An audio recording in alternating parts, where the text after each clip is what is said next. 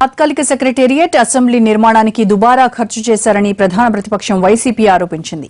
వెలగపూడిలో తాత్కాలిక భవనాలను సందర్శించిన వైసీపీ ఎమ్మెల్యేలు అన్ని కోట్లు ఖర్చు ఎందుకు ప్రశ్నించారు. ఛాంబర్ విషయంలో ప్రధాన ప్రతిపక్ష నేతను అవమానించేలా ప్రభుత్వం వ్యవహరిస్తోందని మండిపడ్డారు.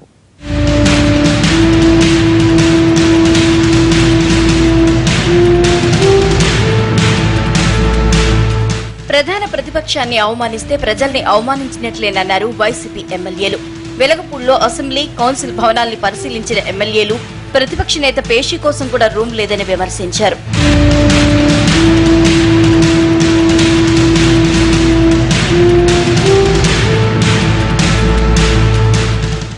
ఈరోజు పరిస్థితి చూస్తే లోపలంతా కూడా చాలా బాగానే ఉంది.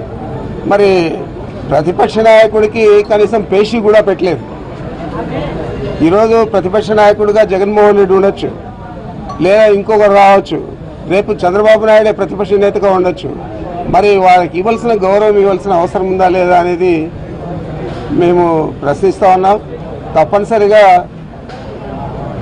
మా లెజిస్లేచర్ పార్టీకి, వైఎస్ఆర్ కాంగ్రెస్ పార్టీ లెజిస్లేచర్ పార్టీకి పేషీ ఇవ్వాలా.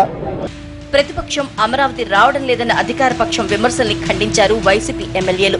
వారంలో 4 రోజులు జిల్లాల్లో తిరుగుతున్న జగన్ హైదరాబాద్ లో ఉంటే తప్పేంటని ప్రశ్నించారు. ఒక నెలలో 20 రోజులు రాష్ట్రంలో అన్ని జిల్లాల్లో కూడా పర్యటిస్తూ ఉన్నాడు జగన్మోహన్ రెడ్డి గారు.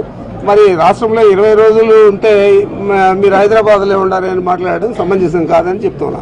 తాత్కాలిక భవనాల ఖర్చు విషయంలో విమర్శలు చేసిన వైసీపీ ఎమ్మెల్యేలు నిర్మాణాలు మాత్రం బాగున్నాయన్నారు. కనీసం కొత్త అసెంబ్లీ భవనంలో అయినా ప్రజాస్వామ్యబద్ధంగా సమావేశాలు నిర్వహించాలని ప్రభుత్వానికి చురకంటించారు.